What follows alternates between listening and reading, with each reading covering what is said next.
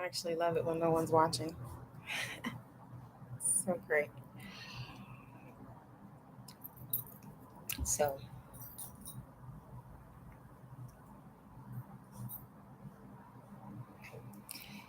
so hello. This is the Epiphanist, and this is Use Your Weapon. I am glad to be here. This today's topic today. I believe today's topic today is let's find out what today's topic is today. We're talking about Cancer, which is the fourth constellation in the zodiac, and of course we know what the zodiac line is. It's really the belt, the belt that all the zodiac animals are arranged around. It really is, as far as we can see, as far as we can observe, the the zodiac and the constellations that are within those zodiacs. So we talk about Cancer today, and Cancer dates are, you'll find some people that say the dates are the 21st and the 22nd of June through the 22nd of July. So, those are those roundabout dates. Um, so we know that the element for Cancer is water, water element. Uh, Water is life. So, um, yeah, just keep that in mind. Water is life.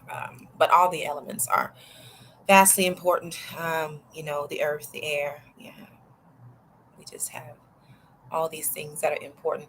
I hope everyone can really hear me because I don't know that I did an equipment check. I just really wanted to get some content down because I haven't been doing it in a while. And, of course, this is Use Your Weapon in the background. And I, on this program, on my platform, Use Your Weapon, I call myself the Epiphanist because I have quite a bit of epiphanies during this time frame. And I like to um, journal it.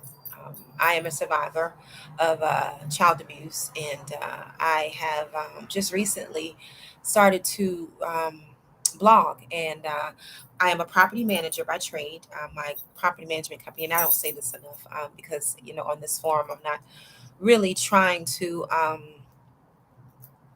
Well, let me correct myself. On this form, I'm trying to do all things good. So let me correct my statement to say that I am a property manager by trade. I manage the property management company. It's my own, black owned and operated by me, and it's the 25th Dynasty. 25th Dynasty Management. I don't know if you guys can see it. It's the 25th Dynasty Management Company. So this is my newsletter. I have a monthly newsletter. It gives all the information about properties, and you can actually advertise your businesses, goods, and services in my newsletter. It's circulated throughout the Metro Atlanta for right now, um, every month. And so this is something that I use to market my goods and services as well as my community as well. So, if you're interested, you can contact me at if you're interested in property management services, please feel free to contact me at, well, let me give you my website, www.the25thdynasty.com. And then you can also reach me at 404 Do not text that number because it is not a mobile.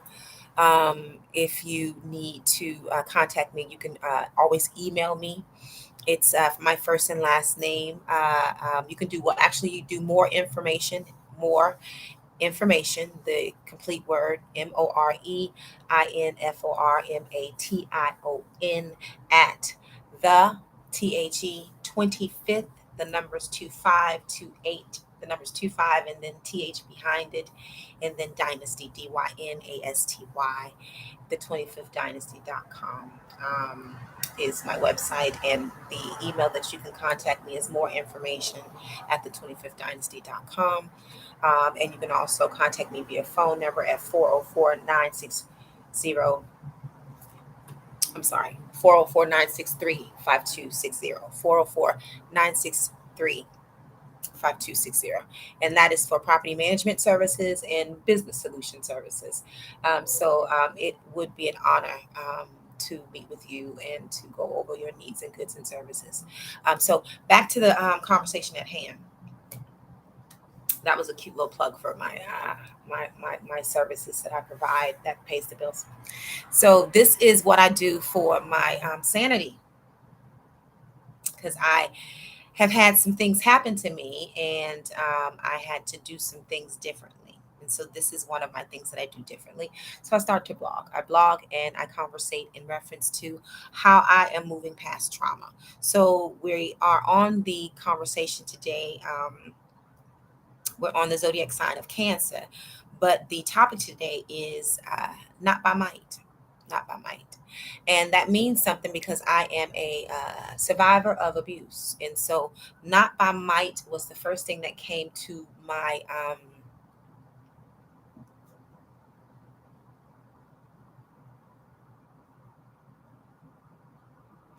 head, in reference to the way that I was reared and the way that I am. So, we're going to get into a couple things because I do want to journal this and I do want to make sense out of my thoughts. So, this is why I'm here.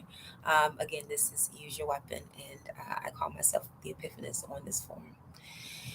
So, let's go back to Cancer. We're talking about Cancer. It's the symbol is the crab. The crab. Everybody got those crabs. I would say, a crab. It doesn't have to get up on you to get at you. They have tentacles, so they can reach out and just politely just grab you. And just do what. So don't dismay the crab. The crab is weaponized. It's one of your um, animals that has a weapon, and this is use your weapon. So the crab claws are important, and it is also depicted also not just in a crab form, but it's also depicted as a 6 and a 9. The number 6 and 9 kind of resemble itself and mirror itself flipped upside down. So the number 6 9 is the also sometimes when you see that number, it will represent the zodiac sign of Cancer. The ruling planet of Cancer is the moon. Um, we know that there are two sides to the moon, but we really only see one side of the moon, really. Although we know that, we assume to know because everything here is really under observation. We can only observe what we can see. So what we do know is there's so much that we don't see, and we have to understand that's the topic of today. When you become a living entity, um, I have been where I would like to call in a state of unconsciousness. Some people call it walking zombie. Some people call it unaware. Some people call it uneducated. Whatever you call it, nevertheless, and often so, you're walking through it. And when you don't understand something, your good book says get wisdom, get knowledge, but above all the getting that you get here on this planet, you must get an understanding on how to maneuver through it. And the understanding is how you help yourself get to your destiny. If you don't understand how to get in your cars and how to operate the cars, like I have a smartphone, and I tell myself all the time, my phone is only as smart as I am. Now, it is probably these phones come out feels like they come out every 6 months, maybe often than that. But these smartphones appear to be getting smarter, apparently. However, I always tell myself there's no need to run out to get the newest and the latest and the greatest gadgets until you properly are fully functional on your current gadget. Because the phone that I get in my hand is not going to be any smarter if I'm not, period. And I can spend thousands of dollars on phones. I think I have spent thousands of dollars on So this lets me know that there's so much that I don't know, just even in the action of a phone. You know, my hair's doing some weird things today. So yeah, that's not what we're here for, though. Yeah. So when you come into your gnosis, I think when you leave spirituality, I'm sorry, when you leave religion, I was in the religion of Christianity, and this is just, this is just me conversating with myself. Really. Um, when you leave religion and whatever religion you call yourself in, I say it allows you to open your hand. Religion allows you to open your hand, and when you open your hand of knowledge, it allows you to see what's in your hand. And once you see what's in your hand, you get very curious of what's in your hand. These are logical steps to spirit. And I found that coming off of spirit led me to know that, or coming off of religion, I should say, led me to know that there's nothing that you're going to know. And religion puts in play the knowing, and it doesn't know. It doesn't know. Nobody here actually knows. I mean, so what you can do is you can put logic together, and that's what this place removes away from you, and that's what religion removes away from you. And religion removes away rationality. And so that's what we have to remove. We have to remove the animal portion of our thoughts and get back to rational thinking and logical thoughts. What is logic? Basically, it's balance. So the ruling planet of the moon is what is the Cancer, astrological, astrological zodiac sign. Please excuse me. Sometimes I have a lisp. Working on it. Working on a lot of things. However,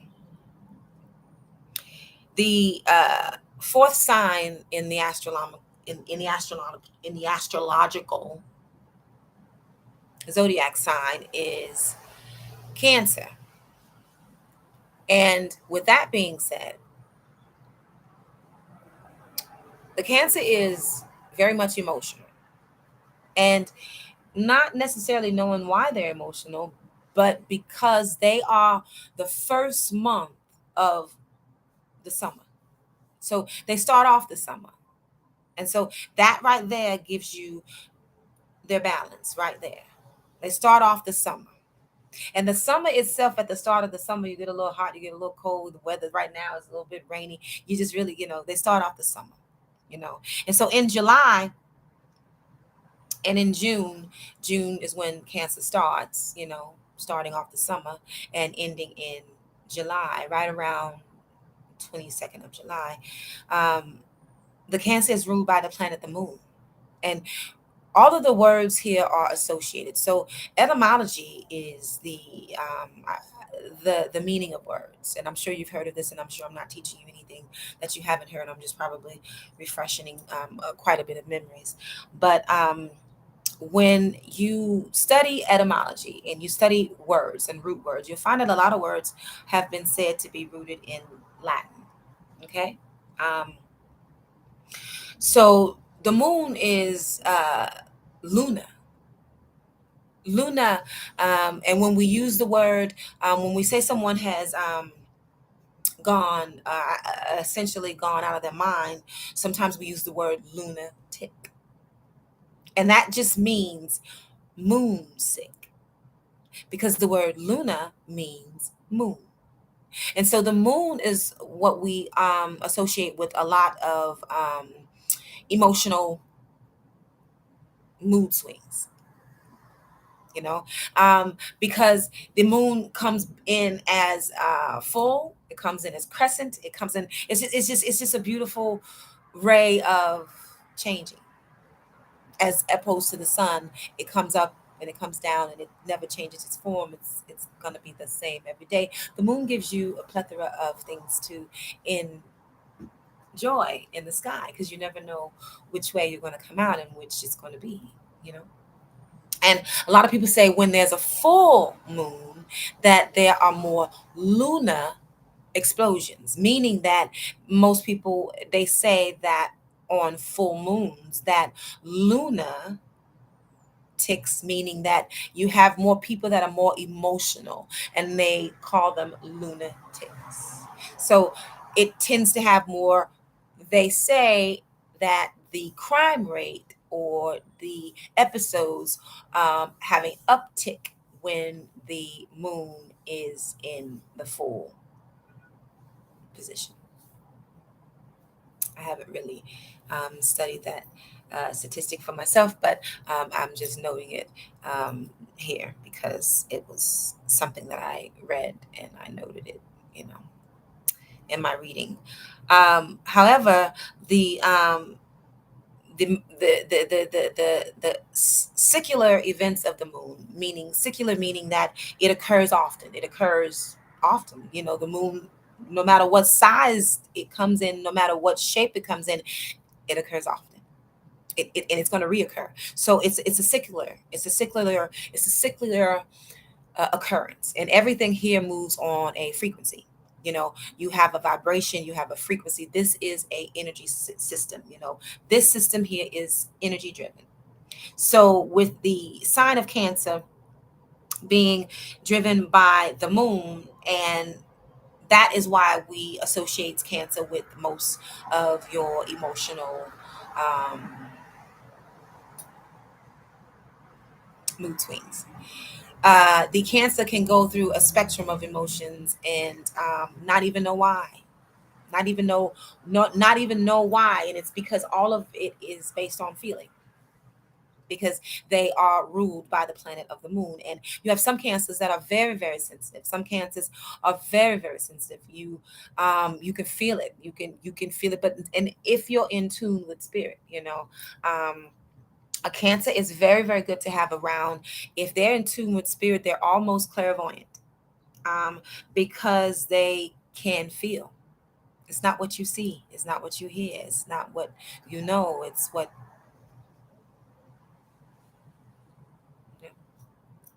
And when you have a Cancer that's intuitive with the universe and is bodied in love and care, you can almost guarantee that they are functioning in almost a clairvoyant way, because that's just the nature of a Cancer. They cannot help it. So keep that in mind with the Cancer, and we'll get more into it. And if you guys want me to get more into zodiac signs, what I found in coming off of religion and coming into more spirit, spirit speaks differently. um, Meaning that when you listen to it, you know what it wants based on feeling. When you operate in your gift will move you towards your portion. Let's put it that way. So that's a great way to get into what we're talking about and what we're discussing today. And that topic is not by might. So I thought about this topic today because of my background, of my upbringing, not by might, meaning that, hold on, someone's calling. Yeah. Meaning that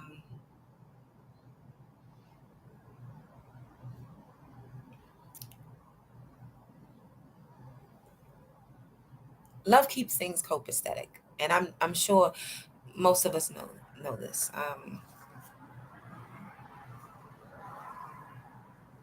But I think when we're talking about getting rid of the animal portion, because in this journey, we are being tested. And the test is between rational and animal. You know, the animal portion of us needs to eat, sleep, breathe, have sexual activity, because these are spontaneous sensations within. So when you're hungry, you need to eat. When you're thirsty, you need to drink. All of these are sensations. And so the animal portion within us fears, it's um, emotional. It is the portion of us that's hungry. It's the portion of us that needs to engage in sensuous activity. Those are the portions of us that we have to get imbalanced or get under control, get in balance. Because those are those are the things that can take you here and there and keep you off your path because you don't have them in balance. Can you imagine if you don't have your sexual desires in order, in affairs, and you can't control those parts? Can you imagine the other parts of your life that would suffer because you can't control yourself in areas where you need to? So the animal portion is your eating and fearing. Can you imagine? There's people, I think they have a show. I was addicted to it, I must say. I think it's called My 600 Pound Life. And if I'm not supposed to mention it, I don't know. But I enjoyed the show, so I'm not saying anything bad about it. But My 600 Pound Life. But can you imagine those people can't get, or some of those people are on those shows to get their animal portion in check because they're committing gluttony. And so that's what a lot of your sin is when you hear the good book. Because I'm coming off of Christianity, and as I come off of Christianity, and as I open my hand, I'm starting to learn more about other religions. And so I'm dibbling, not dibbling and dabbling in religion, but knowledge in other religions, because what I've seen and what I've understand and what I know is all of them have a certain level of, or a certain pitany of understanding. Like the astrology that I in favor of, the uh, astrologists that I am in favor of are, I listen to a lot of rabbis, a lot of rabbis, a lot of wise men, because of um, the information. Some things are just more logically, and it makes sense. Whatever information logically makes sense for you. Because what I can tell you is, in religion, it's a cult because it wants you to conform. And what I can say to you is, my rationality may not be yours. My logic may not be yours. I have not walked down the streets that you have walked down, and you have not walked down the streets that I have walked down. So naturally, I have not seen what you have seen. And so, in rationalizing my thoughts, they're going to go back to my own visions, my own path. So religion assumes that everyone's on the same path and everybody sees the same thing. And we don't. Our dreams are different. Our dialect is different. Our food is different. Our children have different names. We have different, we are just different. We're birds of the same feather. However, each of the same bird is different, although they flock together. So what I mean to say, in that, in religion, you can't be yourself. I mean, I assume that religion takes away the feminine energy. What I've learned in my journey is there's no feminine energy in religion. If there is, it is covered up to the T. And no disrespect to anyone in this form or anyone, but when you see women and they're covered up because they call it a religion, now whether they want to is on them. They want to be a part of this religion, they want to conform. Nevertheless, and often so, there's a certain type of conformity that has to happen to get into these religions. You can't just be rational, because rational people aren't going to do certain things.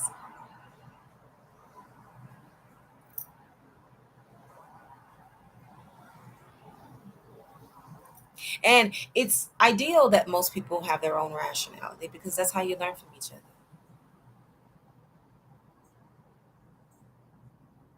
So the animal portion is the portion of the material world that we must not entertain.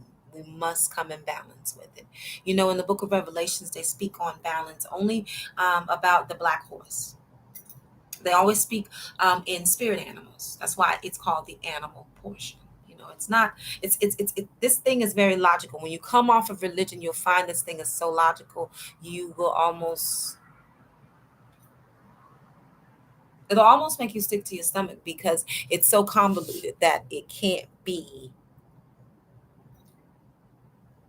Somebody's dirty in the story. The storyteller is not telling some truths. Now, that being said, this is a system again, and I want to say this. This is an energy driven system. Now, all schools have scholars. All you have to do is, if you want to know what type of school you are going to go to, look at the people that have graduated from those schools. All schools have scholars.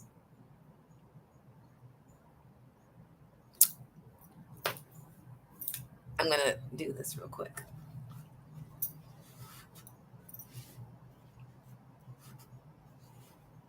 Now, I live in Atlanta. I'm from the AT. Well, I'm not from the AT. I'm really from Florida. I'm from 305. But I had this sitting right here. What perfect prop. But no, yeah. So all schools have scholars. I'm from Atlanta. I went to North Clayton High School, class of '94. We've got some great scholars. Rashida,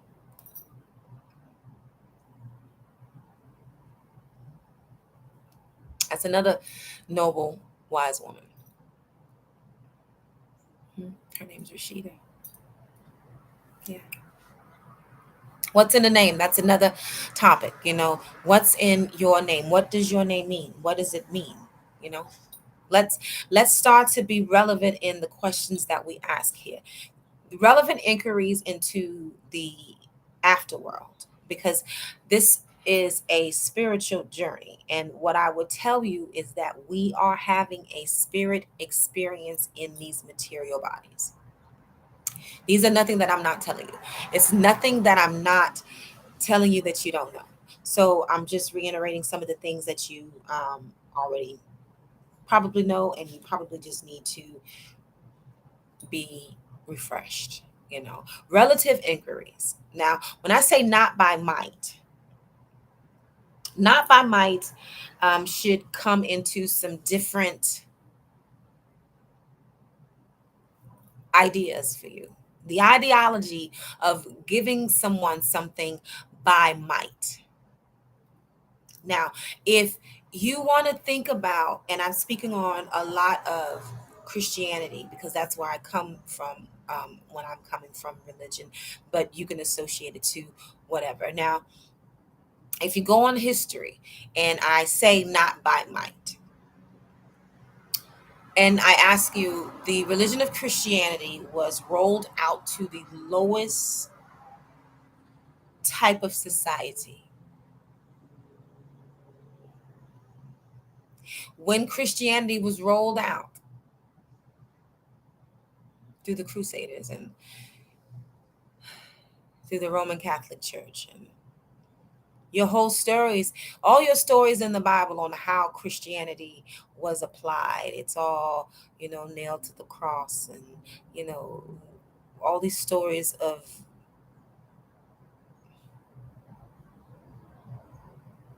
now, not by might. How was Christianity applied to you? You probably just came out of the womb Christian, supposedly. And then, if we go back in history, we can also look at how it was applied to people of my background. And I am also, let me say this, I recognize myself as a red man. My father is a red man Creek people, and my grandmother is Appalachian Indian, and my grandfather is Blackfoot and African. So um, there's a lot of native in me.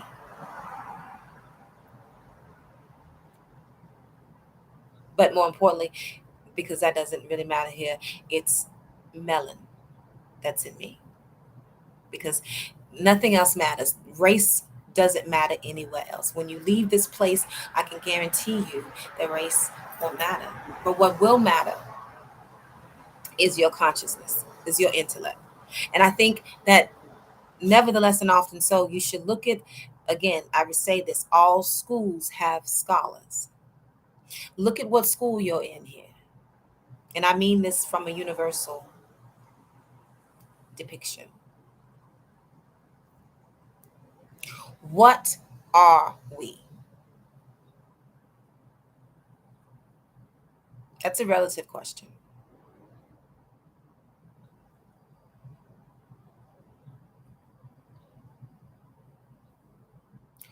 What is the universe? It's another relative question.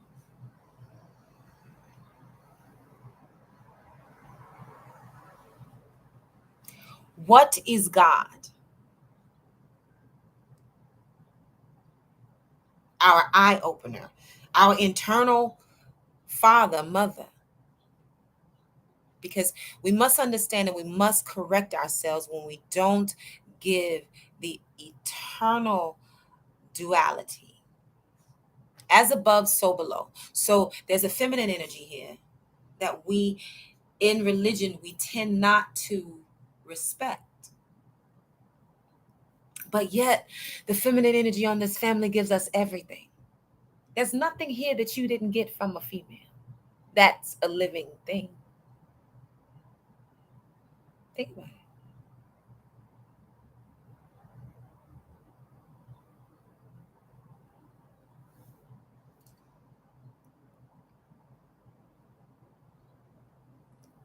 And particularly if you're a woman with melon, you are the first woman.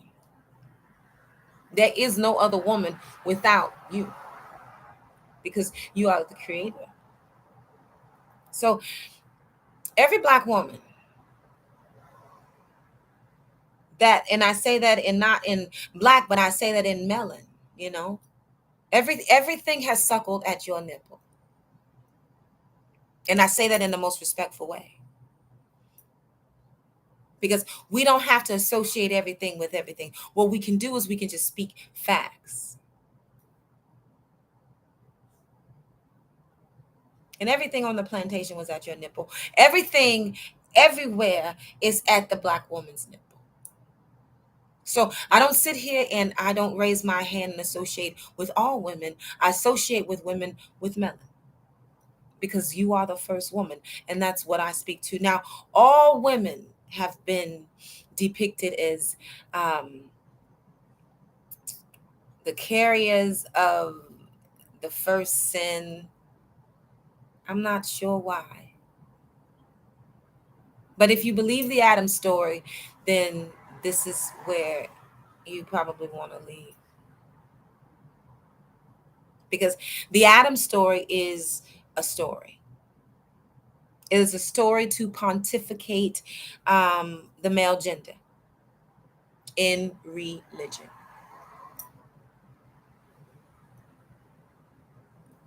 And we'll come back to that. We'll talk more about Lilith in another form on another day. But we're talking more about might, not by might.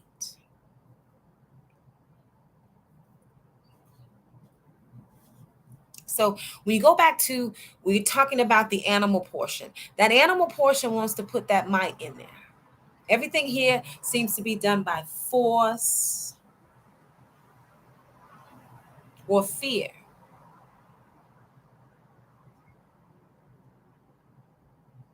And when you're in spirit, you realize that fear is not real.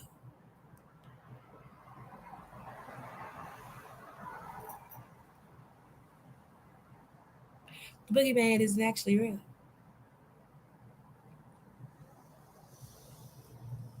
What you perceive in your mind is real, but the boogeyman is not actually real. So I say that to say, not by might, because the might that is here is going to be by force or by fear. And those things aren't real.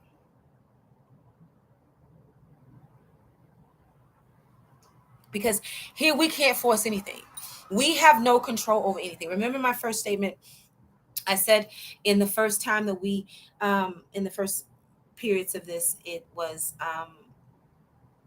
we don't know anything. Nobody here knows.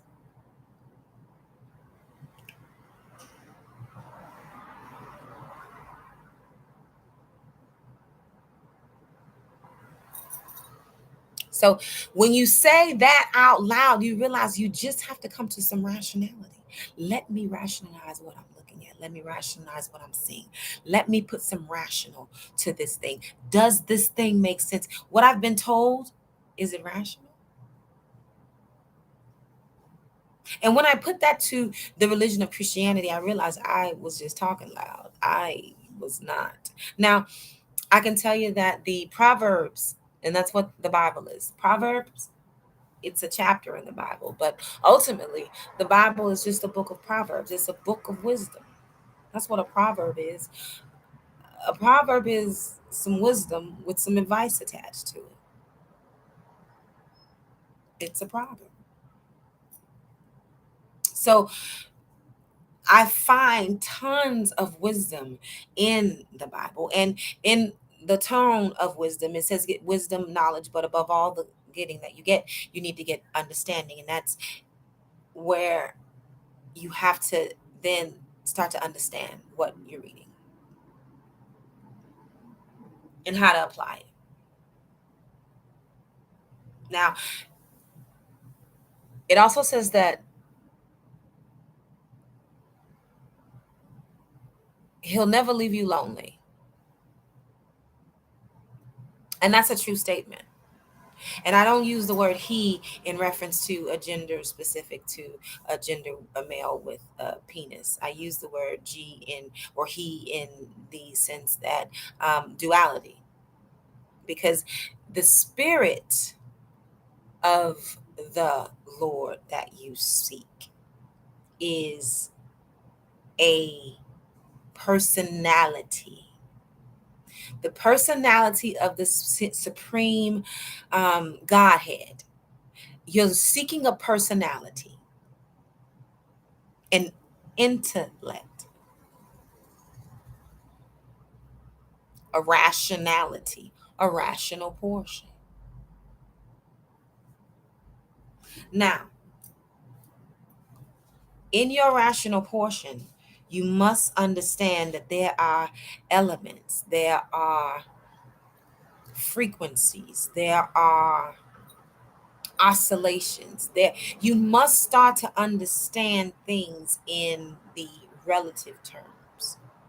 We actually are rotating.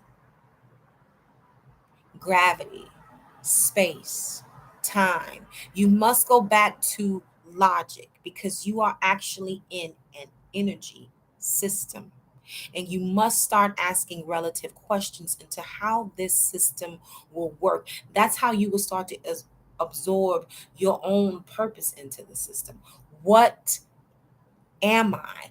What are we to the system? If you completely neglect to ask relative questions of the system that you're in, and even act like you're not in a system and you're waiting on a God to come down from wherever. You obviously know that God's going to come from a system. He's coming from somewhere, which is another system, wherever he is or she is. So when you think about a system, because we're in one currently. And every planet has a system. We've been to Mars supposedly, and we've got some ideas on how their system works. And now remember, all of these things are actually just ideologies. They're just theories because we don't know. But relatively speaking, if you observe something, because everything here is done by observation, you're observing me, and you will come to an observation based on your observance. So everything here we observe. We are observing everything here. The people that we watch on YouTube, the people that we watch on all these channels, which we watch them, but really in actuality, this is what we call we're observing them. You're doing no more than what the scientists do in their lab. They're watching something through a glass.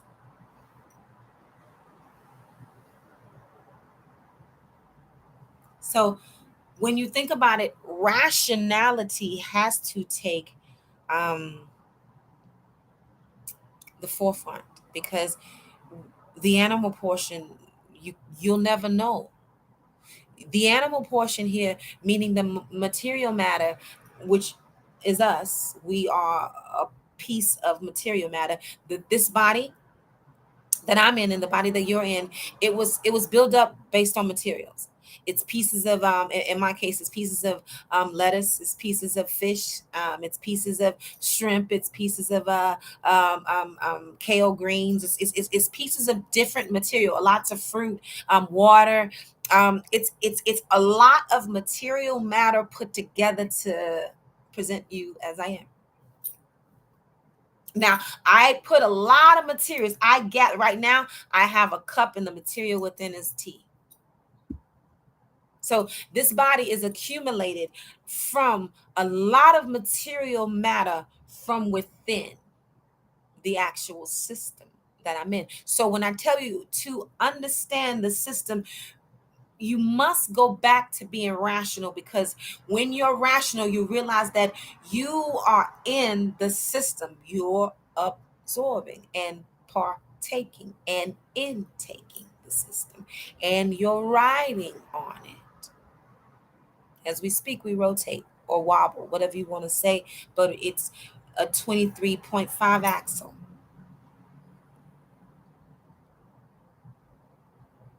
And there's nothing that you or I can do about it. There's nothing. Right now, currently, there are people driving on the street and they are moving forward in an energy system that is rotating as well. And we are in a rotation inside gravity, inside a constellation that is all moving. And in this eternity, or in infinite, or in what they call dark matter, whatever they know that they can't see, they do know that it is expanding, meaning that the universe is inflating, hence inflation. As above, so below. All these words and terms here, you must consider that the system is relative. Inflation. The system is inflating in both ways. As above, so below. So, not by might. Not by might means that we have to start looking at rationality. Not by might says to me that we must put religion. You don't have to put it to the side, but you may just want to just start to open your hand, open your mind, open your thoughts just to rationality.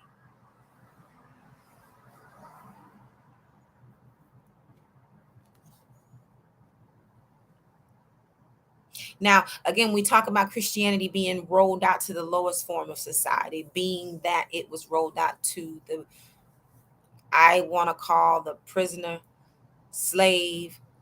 We were all those things, prisoner of war, whatever.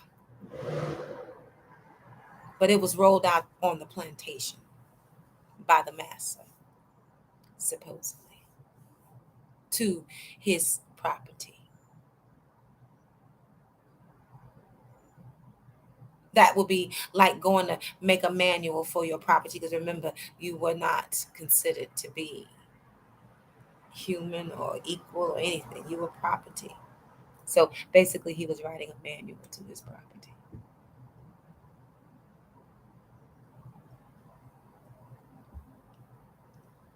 Now, this message is for living entities only. If you are a living person, you understand this message because that means that you are now woke. Now, being woke is a different thing than being aware.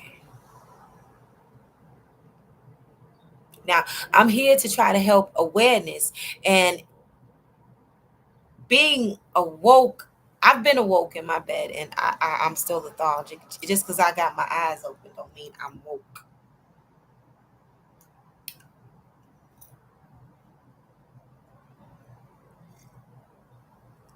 So this is a message for living people who are not easily offended just by someone sitting here giving information. Because sometimes Christianity gets easily offended with just information.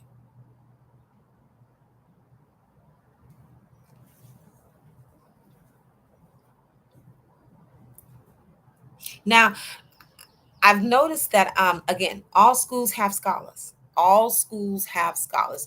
So the School of Christianity, it has scholars. You are more than likely going to hear everybody in Christianity, and I wouldn't say everybody in Christianity because there are some really good. I do enjoy speaking and listening to a lot of some great speakers in Christianity, and you have to understand that when you understand that you've been led astray, you know that they have a part in the Bible that a lot of Christians like to say that their God is jealous, that there's a jealous God. Well, possibly. And I tell them this all the time. If your God is jealous, that's fine. Because where the spirit that I understand, it understands that this is a system, and this system, again, all schools have scholars. Now you can look and see what system you're in. This system storyteller seems to be the Caucasian, and when their time is up, this system, or there will be a relative system with other storytellers. Back in my grandfather's day, the red man day, the storyteller was probably the most important person in the whole village.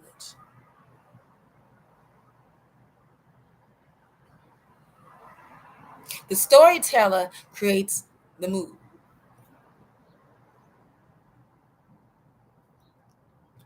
The storyteller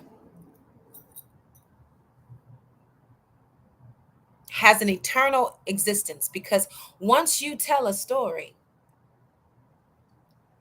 that's why you must live in facts. This is not a system where a story is going to lead you somewhere other than you're going to be in the desert roaming for 400 years. You know that story in Exodus.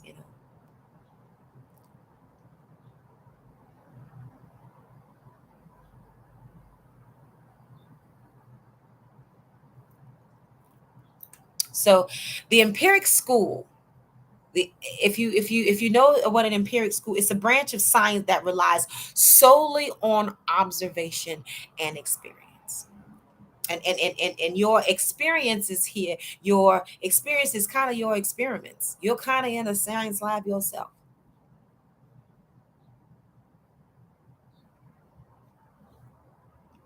Now, to the divine, it gives you mercy to when you become divine and you're giving an unceasing mercy, flow, a flow of mercy. That's when you understand that this system is, somebody's in the system is a thief, and somebody in the system is a liar. And until we as a people start to ask relative questions in the story as to who in the story, in this earth story, is the thief, who in the earth story is the liar, Once you're factual about the story on earth, all schools have scholars. I continue to repeat myself in that because I want that to be something that you understand, you overstand. Now, I don't have to point at anything. All I have to do is ask a relative inquiry. Who is the thief in this story? And who is the liar? They are the same.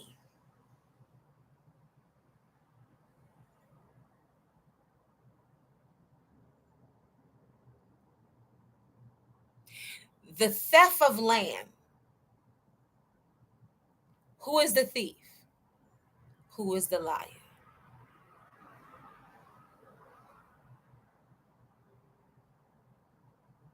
Now, these are facts, not stories.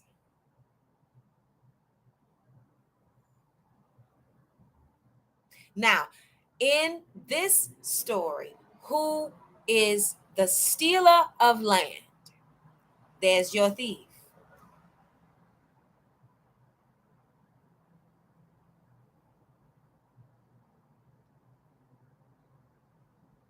In this story,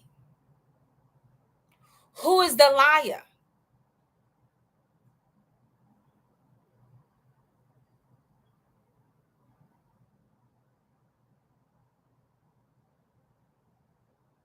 Now, when you put the story together and you start to write down or jot down, or however you assimilate your thoughts,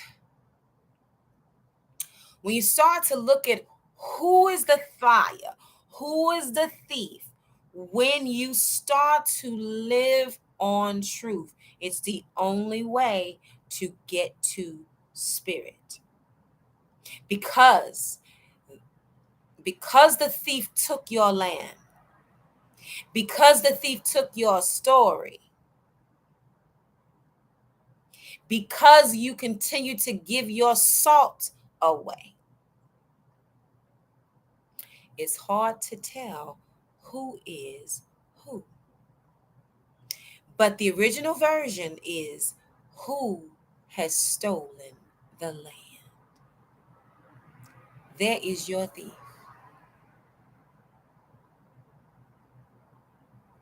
Now, until you start living right there, you got to go back there to get you. And I know this sounds like everybody might say, oh, she's going down to a road or whatever. We don't want to talk about this. But no, we want to talk about facts, because where we go as a people, we must start to unravel the story. Remember, all schools have scholars. Where are you a scholar from? Now, if you're reading out the book of bullshit, you're going to get to a very dirty place. And it's not going to look like you want it to look, because you're not in the right place.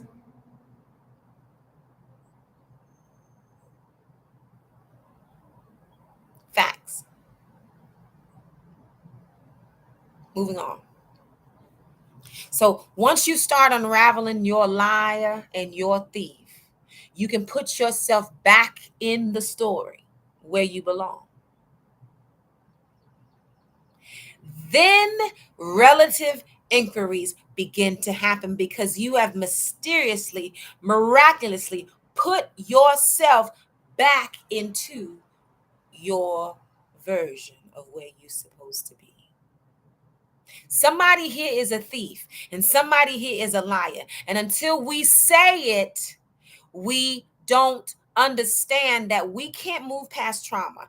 And I had to do that to myself, because again, I'm a survivor of child abuse. And until I confront the story that I have been hiding my entire life, to the point where it actually took my memory. When you are hiding something, you actually have to forget it in order to hide it. Go figure. In order for you to hide something, you must actually forget it.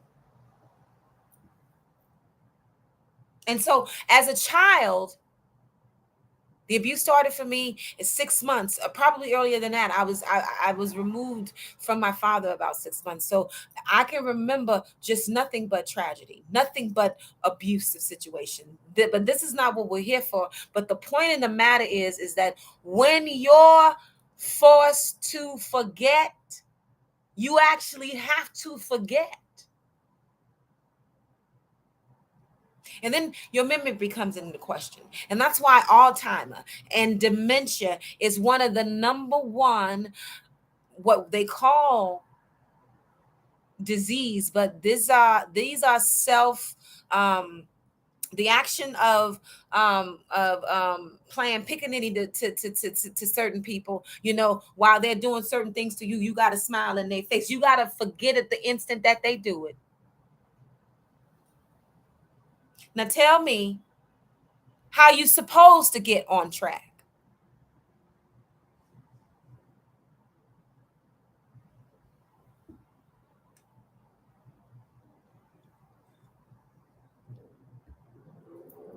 I'll tell you a brief story, but this is not to tell my business, but this is for me anyway. I just met my father. And I'm not going to say anything, but what I will say is that when somebody doesn't believe you and they weren't even there,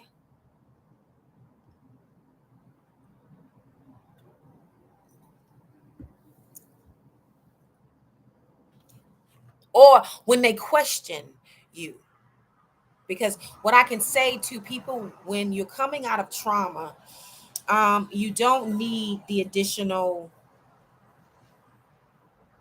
that didn't happen to you, that didn't happen. See, when others are, when you have someone that wants to live on the truth, and you have other people that have not made it there yet,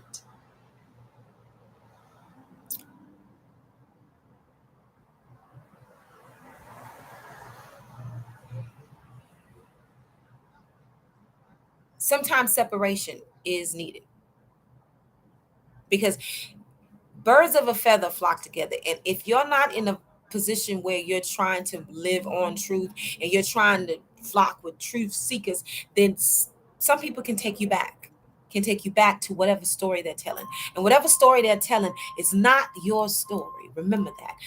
Even though that you may call them mother and father, sister, brother, whatever story people are telling, remember, you make sure that it's yours. Make sure that they're and that you are a part of your own story. Don't let anybody else get your story mixed up with theirs. And don't you mix your story up with anyone else's. But we got to listen more to the truth. It's the only way to set ourselves free. So back to relative inquiries, and back to these are relative inquiries for the living. If you want to live, if you want to live your best life, truth, facts.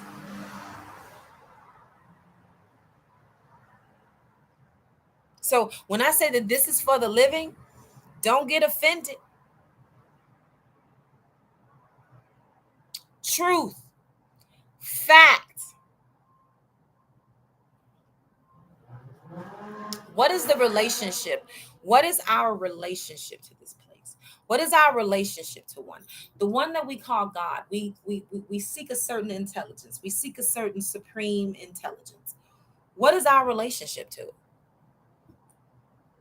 Why do we seek it?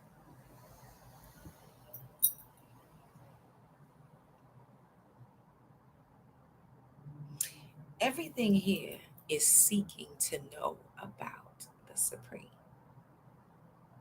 There's not one thing here that doesn't, in my opinion, seek God. Even when you find negative entities, They're seeking to be like the one we call God. When you think to take matters into your own hands, what are you doing? You're taking matters into your own hands. You're pretending to be God.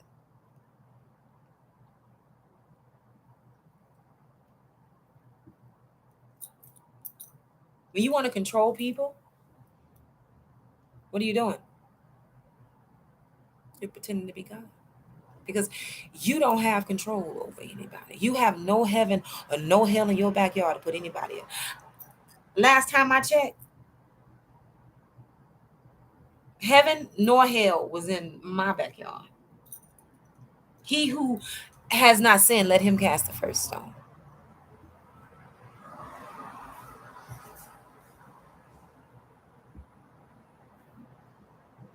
So all these judgmental people, shut up, please, respectfully. Because you have nothing but judgment. And it ain't cute. Moving on. So the divine master that you're looking for has a certain personality. And it's not one of conformity. In religion, again, not by might is the topic today. I am the epiphanist. This is use your weapon. Not by might. It's not by conforming. You're not going to find spirit the way I find spirit, but I can give you some important tips on how to find spirit. Because when you get put on a righteous path, you find righteous people and you bump into righteous people. And nevertheless, and often so, we might all be doing the same thing. Like you might flip through a whole bunch of channels and they might all be sitting here with yellow hats that say ATA. It could happen.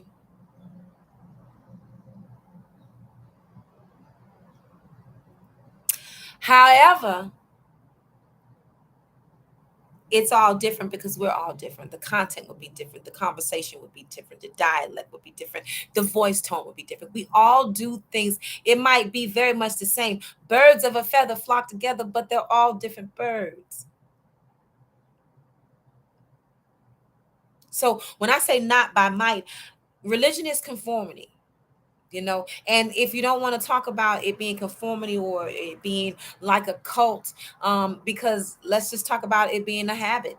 Let's just talk about you being habitual. Let's just talk about you being on the same day at the same time in the same pew in the same car, listen to the same man at the same riding down the same street, living in the same church, at listening to the same songs. All these things are habitual. If you don't want to call them ritualistic, they're habitual. And in spirit, what you'll find is mostly nothing is habitual. I mean, you have your moments and you meditate and you speak to your ancestors, but for the most part, your tribe is your tribe. And we all have our own tribes. My bloodline is not your bloodline. And most Christians would say, well, it's the blood of Jesus. Yes, if you think so.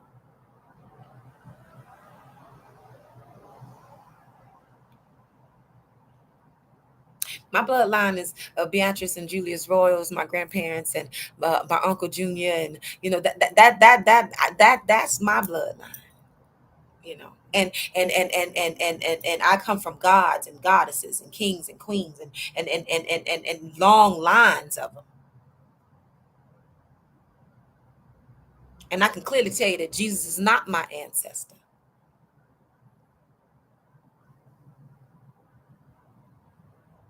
Now, the ideology of Jesus is the idea and the information that Jesus was giving out, that was wisdom.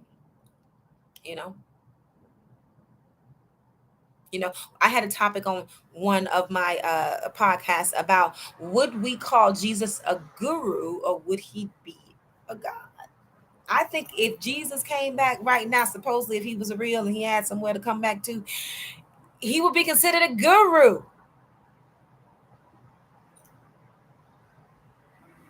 Hell, I've seen gurus that look just like him.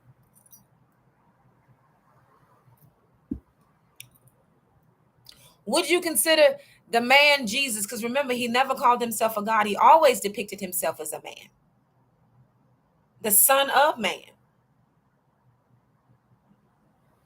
So the man Jesus, would you depict him now as God? Could I convince somebody to go down the street with me to look at this man that's supposedly turning bread into wine? I mean, water into wine, bread into wine. That might be funny too. Could I get you to go look at that either? Probably not.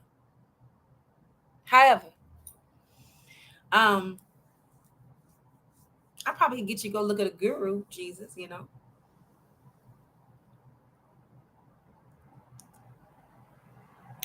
But to get off of that, because I don't want to get on a tangent about that, because I know that that's a very sensitive topic for a lot of people. And if you can't understand rationality, please stay on Jesus,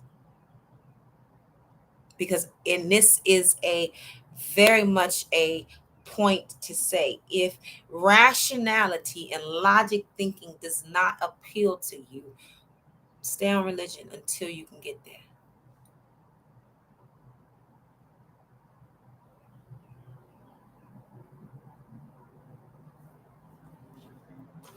So, not by might.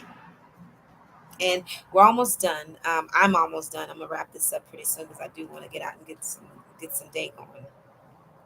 But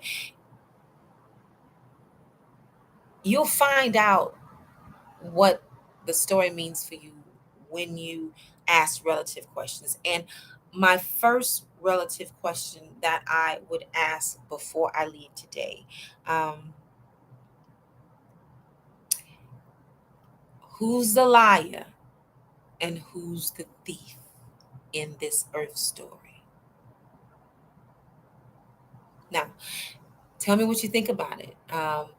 I like to ask relative questions because I do like to get input, and I do like to have conversations. So, um, question: who's the liar and who is the thief in the Earth story? Unraveling it is eye-opening, and starting in religion will unravel all other things, because um, lies are told for spiritual purposes. Now, you may not understand that, but a lie is told to change the direction and the narrative of something.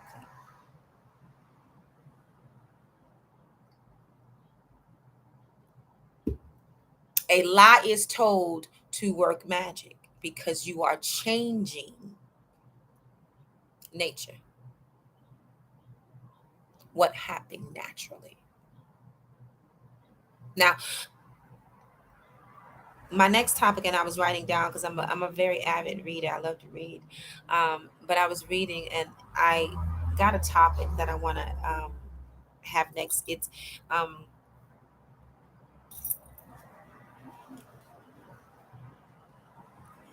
it's something that I thought about. The first crime, because there was a point in society where we didn't have crime.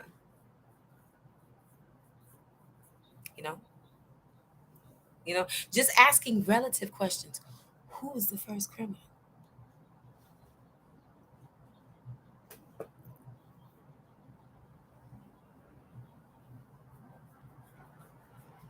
And I don't mean that in reference to name, but I mean that in reference to all schools have scholars, and the school of the earth experience. Who do you think your first criminal was? Do you think it was the liar and the thief? See, once you find out who the liar and the thief is, In this story, a lot of other things pop loose. Christianity was given out to the lowest form of society. It was rolled out to the slaves, the prisoners. That right there should mean something.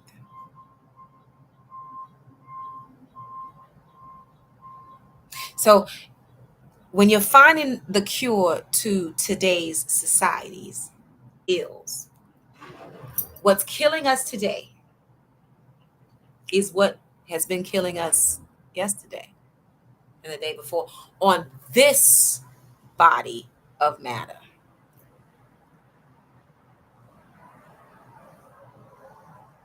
All schools have scholars. So, the relative question in this statement of episode today is who's the liar? And who is the thief?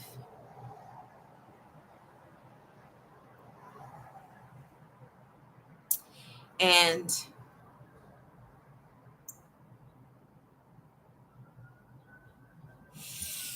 who is the first criminal? What nationality or what does the first criminal look like? Was it the liar? Was it the thief?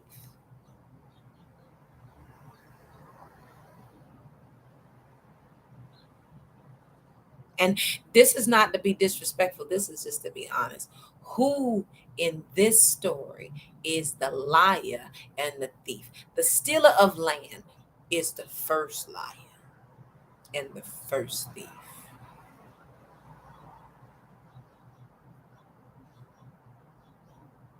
The, the stealer of people. When you stole the land, then you stole the people off the land and you stole everything on the land. Who is stealing the food?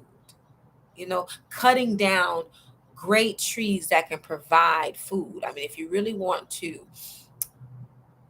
help out with homelessness and hunger, start planting trees that bear food. Fruit trees will feed people.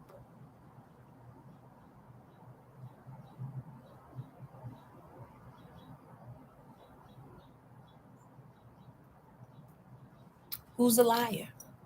Who's the thief? So this is Use Your Weapon. I am the Epiphanist. I am so glad that we had this conversation today. I would enjoy your feedback if you could like, subscribe, and share. That will be amazing for me. Thank you for your time.